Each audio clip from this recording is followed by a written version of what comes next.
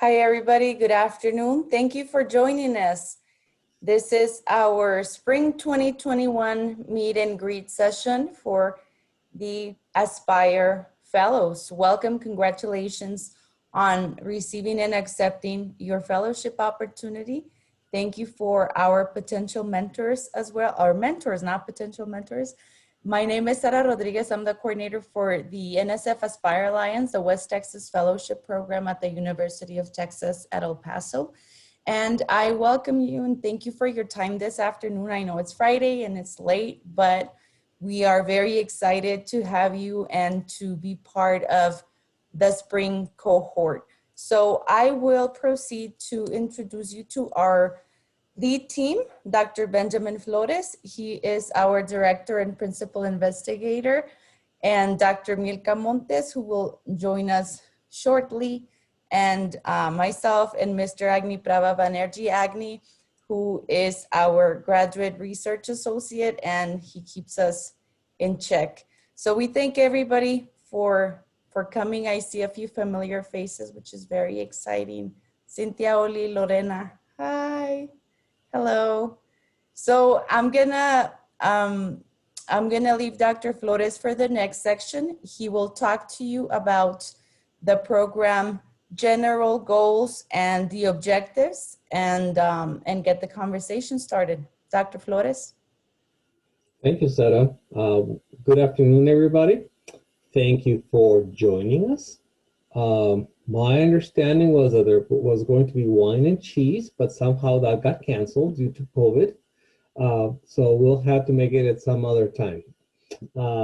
Bad joke, but it's Friday afternoon, so let's hope everybody can survive this one.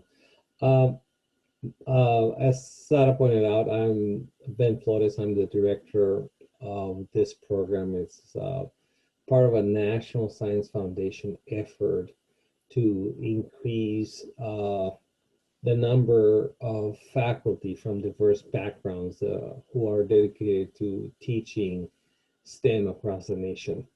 We have a number of strategies to do this, and one of them is actually what we are going to talk about today, which is the regional collaboratives. This is an effort that was initiated a couple of years ago with the intent of reaching out to graduate students from diverse backgrounds who are interested in pursuing careers at community colleges or who would like to teach at a community college if they don't want to, they're not thinking necessarily about having a full-time career at a community college. But what's important here is for us to engage in a series of conversations about the importance of teaching in community colleges, and also to have an understanding of how diverse the student population in a community college really is. And this is certainly true in West Texas. We have a number of collaborating institutions in West Texas, but we are part of a larger effort that spans California, Texas, Iowa, Florida, North Carolina, and pretty soon we're going to add a few more regional collaboratives. So this is truly a national effort.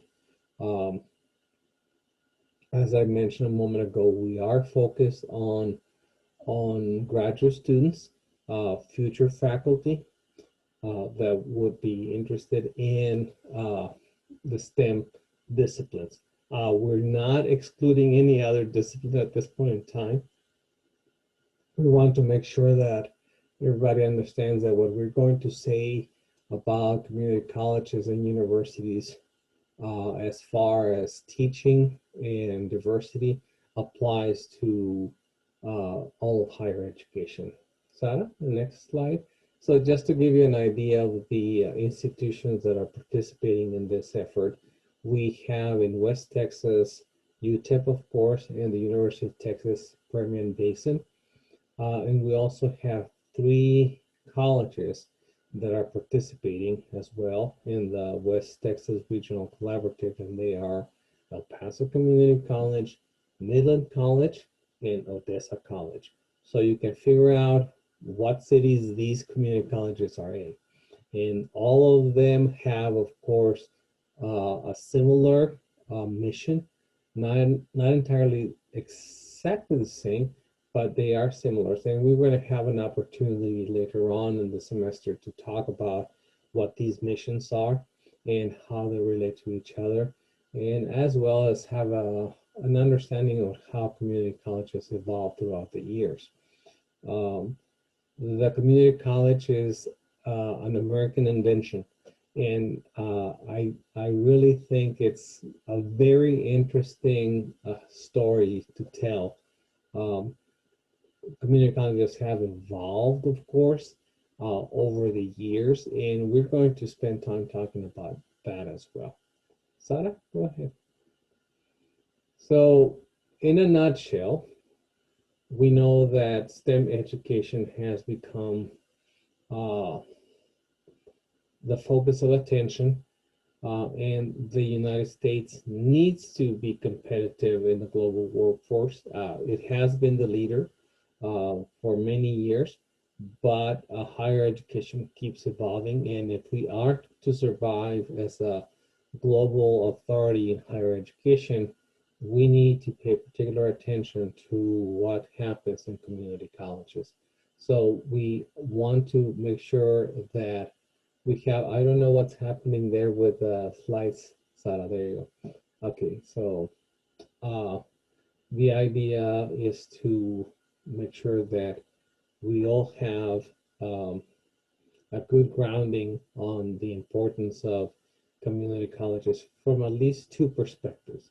One of them is the fact that community college are open access institutions, which means that they don't deny access to anybody who wants to enter into higher education. It's a stepping stone for some students.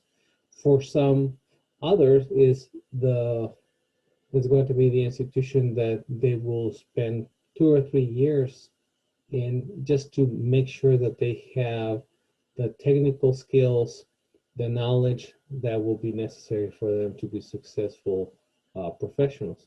So with that in mind, we realize that they are different from universities, and they play a crucial role in their respective communities. Sarah, next. Yes, thank you, Dr. Flores. Now we're gonna leave it to Agni, who's gonna show us some of our deliverables and outcomes. Also talk about the items that you will be turning in and mentioning also our Blackboard shell. Agni? Hello, everyone. Good afternoon.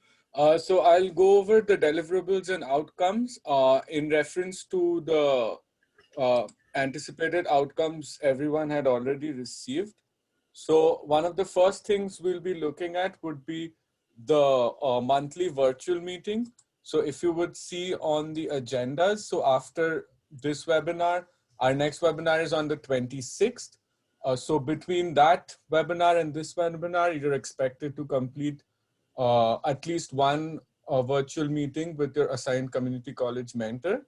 The main purpose of this meeting is to familiarize yourself, introduce yourself, and try to talk and discuss about this program, talk and discuss about teaching practices, and everything which you can learn from the experience of your community college mentor. The main ideas for these meetings would be definitely to try to find out different practices, how they handle the students, what sort of interaction happens, the classroom environment, and everything which will be really helpful for you in the future. Along with that, as you would be able to see in the agenda also, is that you're also required to do some virtual classroom observations. So the classroom observations, we are looking for you to at least complete 2 of them. And for that, you would have to get in touch with your mentor once again, and then find the suitable class to observe at both your conveniences, and make sure that you can summarize that. So for the observations, if you will be able to see on the screen, so we're going to be providing for the observations, you'll be uploading it on Blackboard. And to make it easier and make it simpler, we will be providing you a classroom observation form and also a list of required guiding questions. The observation form covers various sections and also has where you can it mostly has a Likert scale to record your observations, and it also has place to write down your comments and feedback. Along with these two documents, you will also be provided with a few resources for your observation. They might include the different methods to conduct observations. They might include some journal papers which will discuss different observation techniques and etc., which will definitely help you with your observations. So along with that, once you get done with the observations, there will also be the webinars, which we know are already on the calendar. And then finally, you'll be start working on your teaching philosophy, your lesson plan, and finally your portfolio. In these cases, you will also be receiving additional resources, which might help you make them or form them. I will also try to include different previous submissions from fellows so that you get an idea of what sort of teaching philosophy or what sort of lesson plan has been put previously. And then finally, we'll compile all of them and it will become the teaching portfolio lesson plan, which you can use later. Also, this lesson plan will be verified by your mentors. So it will be a great asset to take after this internship and as you go out to apply for jobs and everything.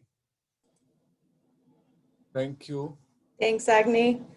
Yes, just as a reminder, we are finalizing our rosters for mentor pairing. So this is mostly an introductory event that we would normally do in person, but we're obviously constrained right now with the pandemic and we have to do this online webinar.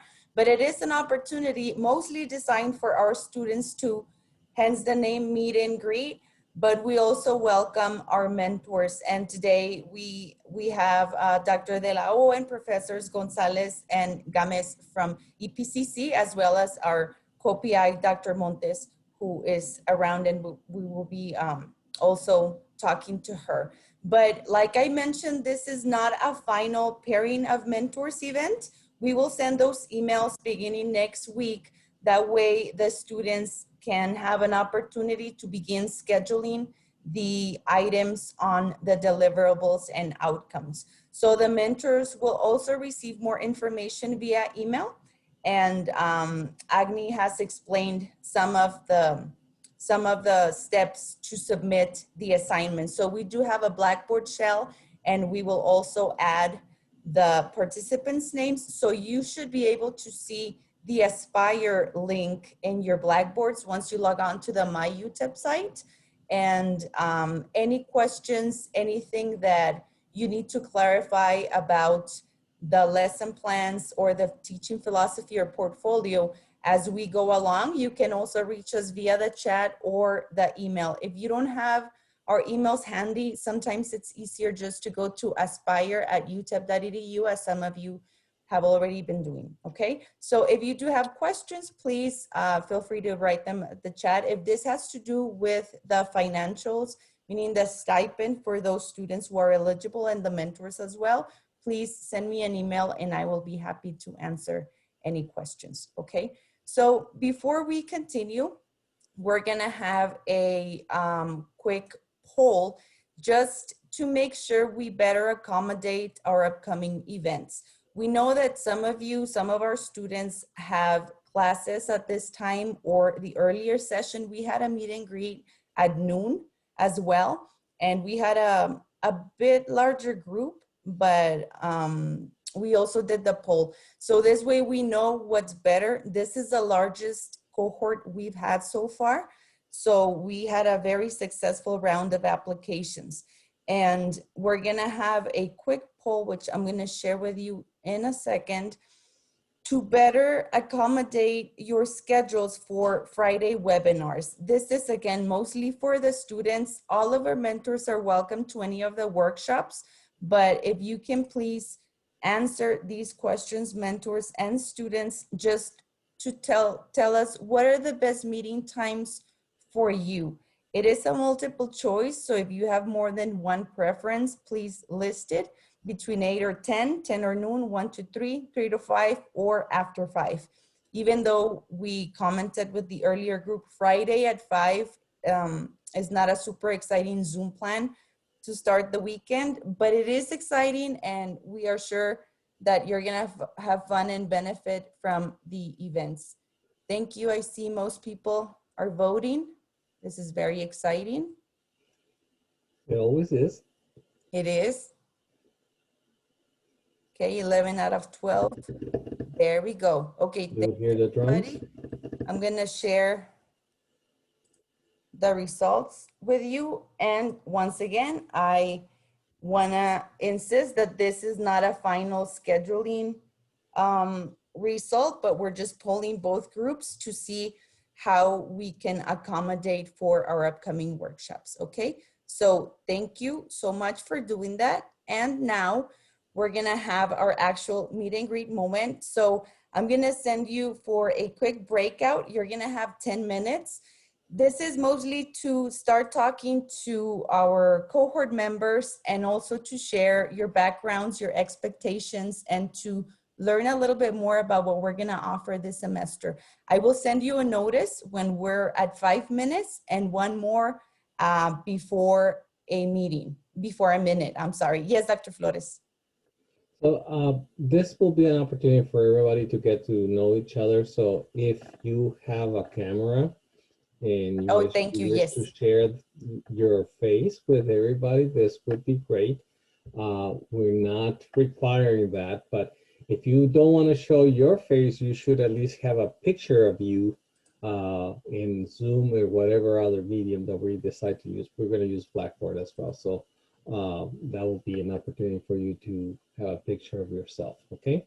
So. Okay, everybody, have fun. That. See you in 10 minutes.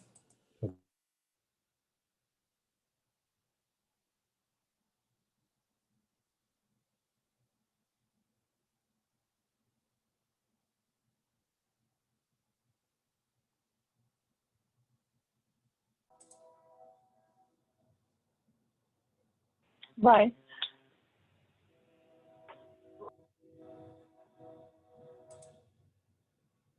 And welcome back. Hi, everybody. That was too short. It must have been fun because everybody came back with happy faces. I'm jealous. I never get to do the breakouts. Well, we're going to have to change that. Somehow. I know, right? Yeah, I need another host. Okay, well, I hope that was fun and you got an opportunity to start talking to some of the people that you will be seeing, some familiar faces in this semester. And it's nice to see everyone back.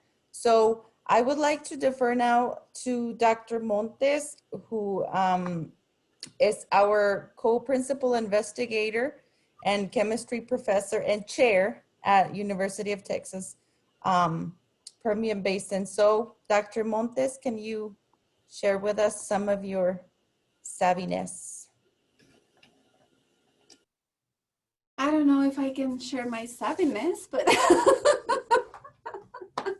I'll just share a little bit about my experience and how participating in programs like this has helped me advance in my career. So as I was mentioning the other group that I'm a fellow minor. I also am a community college person. I went to all the campuses. The only one I didn't go to was the Northeast and the Mission because it wasn't even there when I was a student. But I think it's very, very important to know what we want to do in life and our calling. And so I don't know about you guys when you decided to participate in this program, if it's just because you were curious or because you really do like enjoy teaching or want to share what you know with other students. But I am very happy that you're here, and if there is anything that I can do to I don't know, maybe to help you make decisions and things like that, I'm here. I am also a product of the LSAMP program at UTEP, and that's part of the reason why I ended up being a professor here at UTPB, which is, I'm really close by, 4 hours away here in Odessa.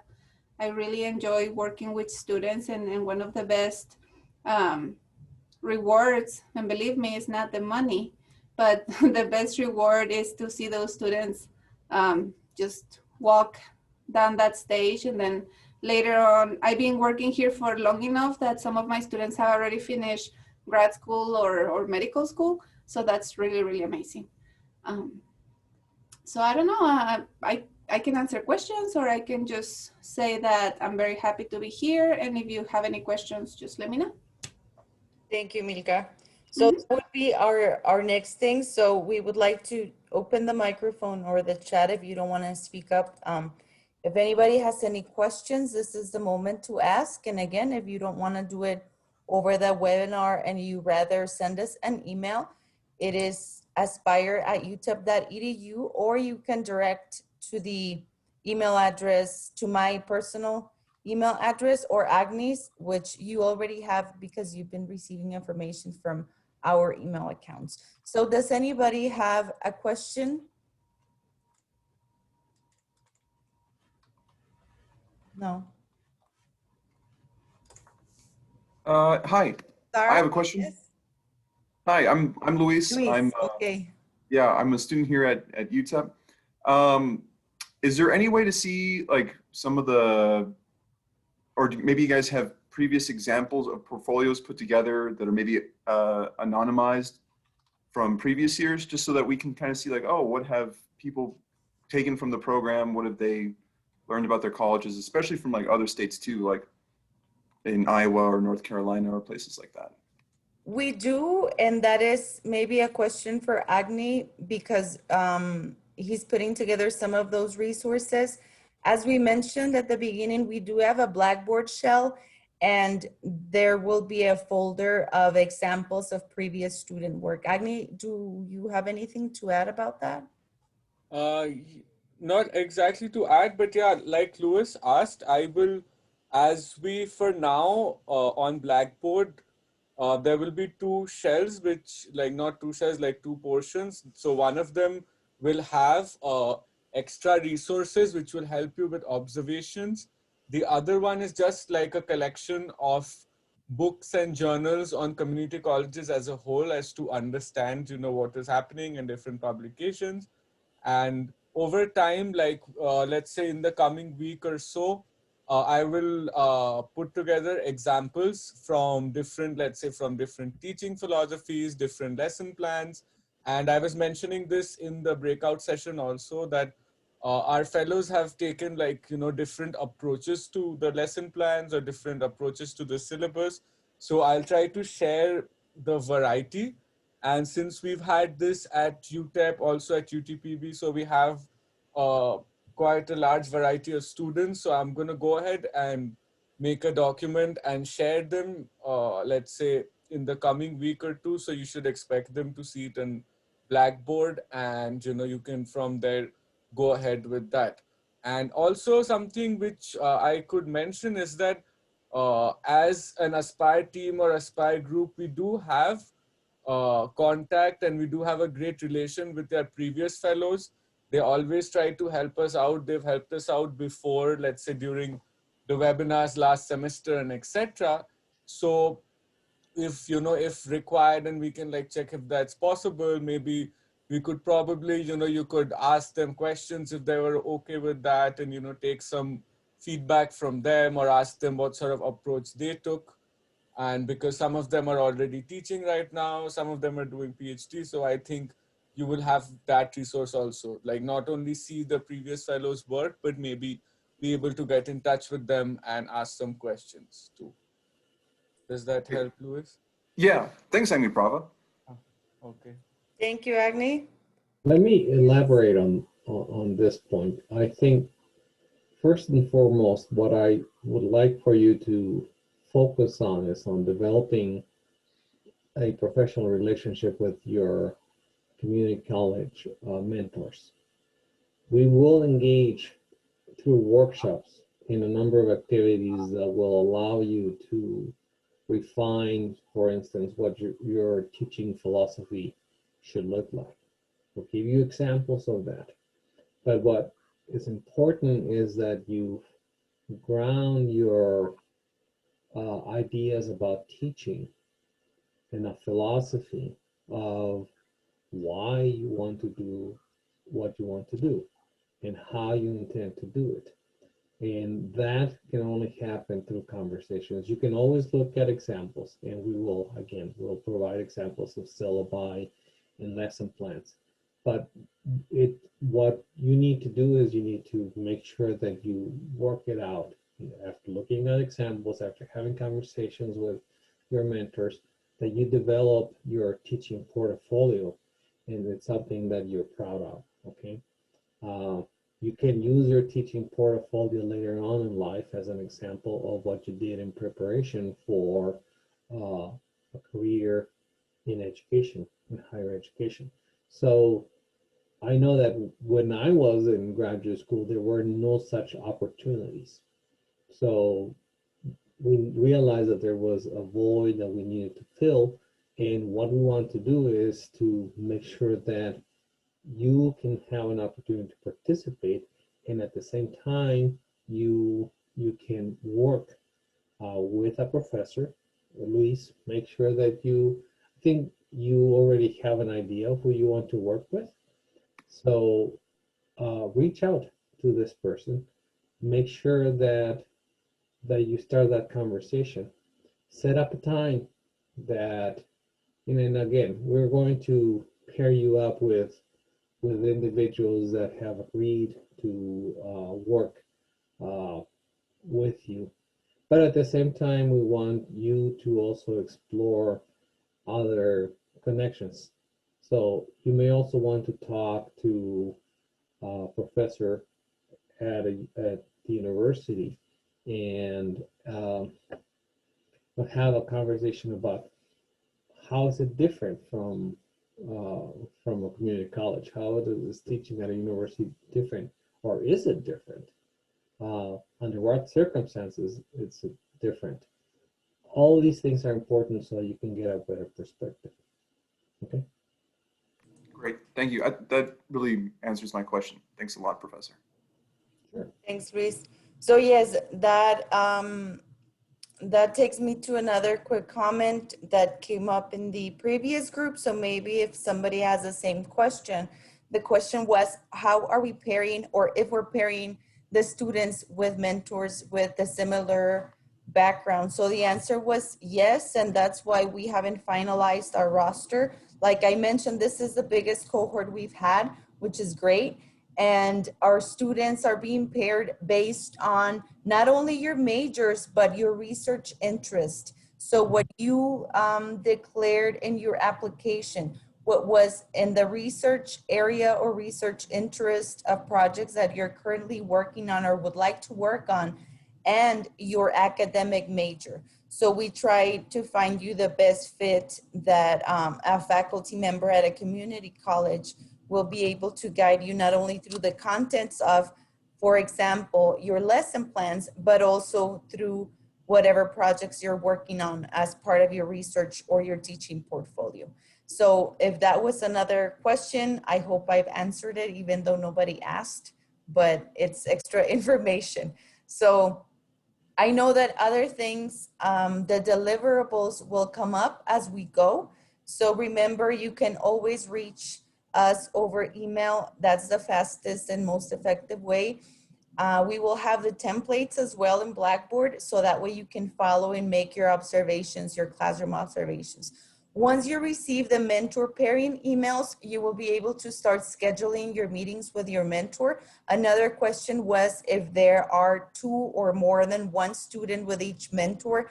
Half of our cohort, we have 19 fellows this semester, and half of our cohort have 2 students. Half of our mentors, I'm sorry, have 2 students, and the other half only have 1. So our mentors do not have more than 2, if that was the question. So those were the other 2 questions that came up with our previous group. I don't know if anybody else has a something else they would like to ask or say or refer to. No, it'll come up later. Hello? Yes, Cletus? Yes, I wanted to find out if all the mentors are all professors of community colleges, or do we have some from the university, and are all of them here in El Paso? Well, our mentoring model is for faculty at community colleges mentoring graduate students at a four-year institution. So you will be paired with a mentor at a community college, and we have El Paso Community College, Odessa College, and Midland College. And for the four-year institutions, the mentors are Dr. Flores from UTEP and Dr. Montes from UT Permian Basin. Why I asked about the location, if person decides to choose to go for like in-person observation. Oh, So well, yeah. currently, normally we would try to do in-person observations. That's a great question. That is the model that we have followed so far for the classroom observations. We do in person. So if the student who is applying to the program is in Midland or in Odessa, we send them with a mentor that is physically there. Now, right now, the COVID blessing of technology will allow us to do online observations. So if the class is synchronous, you will be able to log on through your mentor's link. Or if it's asynchronous, it's going to be more of a blackboard tour, I guess, where you can see how they're teaching and delivering the information. But it really depends on how the classes are set up and also the availability of the student to be on campus. If that is the chance, if there's a hybrid or an in-person class with the obvious precautions and the protective equipment, if that is the case. So it really depends on what your mentor is working on. But yes, if you are in El Paso, you are paired with a mentor who's physically in El Paso. Does that answer your question? Yeah, that's fair though. Okay, great. Dr. Flores, do you want to add to that? Oh, well, all I want to say is that if you're not in El Paso or in Odessa, then clearly we're going to try to do this virtually, right? But we may actually, I've been thinking about it, maybe depending on where you are, we may be able to connect you with somebody who would be willing to open their lab. Again, all of this is a function of the institution's policies regarding the pandemic. You know, at UTEP, most of the courses are still online, synchronous or asynchronous, and the same thing is happening at El Paso Community College, right? So it's we don't anticipate visit to classrooms unless the situation changes, and by late April there might be a window of opportunity. Well, maybe we'll consider that, okay? But we're gonna have to take this one step at a time. With the cheese and the wine, hopefully. Yeah. Wine and cheese. Dr. Flores, I have a good question. Yes. So me being here in California, is there's any community college that will be able to come and go in physically? And you said Southern California, that's a university though. Is there's any community college that you guys are collaborating with currently that I can perhaps with observation, you know, go in and see? Because I know there are a number of community colleges that are participating in the Southern California Regional Collaborative. Okay, so I'll put you in contact with the director so that if there's an opportunity to do that, that you can do it, right? But nonetheless, we're going to also make sure that we pair you up with somebody from EPCC. Okay. And also, is it like a continuous program? Like, do we have to apply, for example, for this summer or for the fall, or is it just for this semester?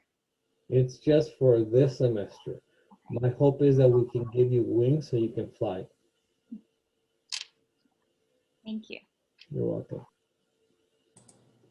Anybody else? Any other questions? No? Okay, well, we will then proceed and adjourn. This was a shorter session. We had planned for an hour or 90 minutes, but we had a smaller group. So normally the questions take a little bit more time. So thank you so much for your time this afternoon. If you want to contact us, I put some information on your screen, and you will be hearing from us over the weekend with our final pairing rosters and also the upcoming events. If you check on the agenda, this is for the students, you will see that the events have a date but not a time. That's because, again, we have a really big group this semester, and we want to make sure that everybody gets a chance to say what times work best.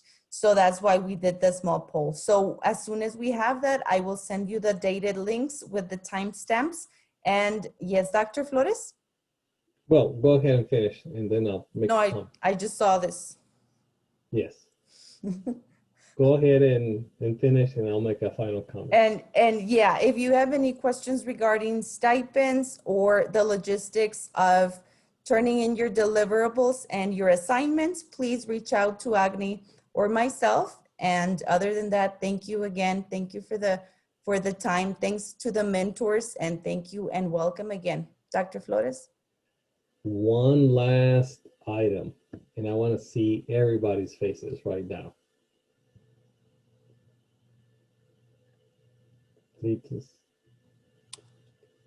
Christopher, I don't know if you have an opportunity.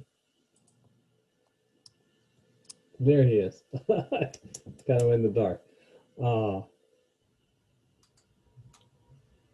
Okay. Raise your hand if you like ice cream. Chocolate. Raise your hand if you're okay. Everybody likes ice cream? Christopher, you like ice cream? All right. Okay, think about your favorite flavor. That's your homework. You're gonna report back next time, okay? So we're gonna have a surprise for you later on in the semester. So that's all I'm gonna say about it now. But it involves ice cream, so make a decision. Okay. You all have a wonderful weekend, and we look forward to starting conversations with you, and as well as for you to start talking to your faculty mentors. Okay, stay safe, everybody. It's good to see you all. Bye bye. Thanks so much. Thank you, everyone. Hey, Zara. Bye.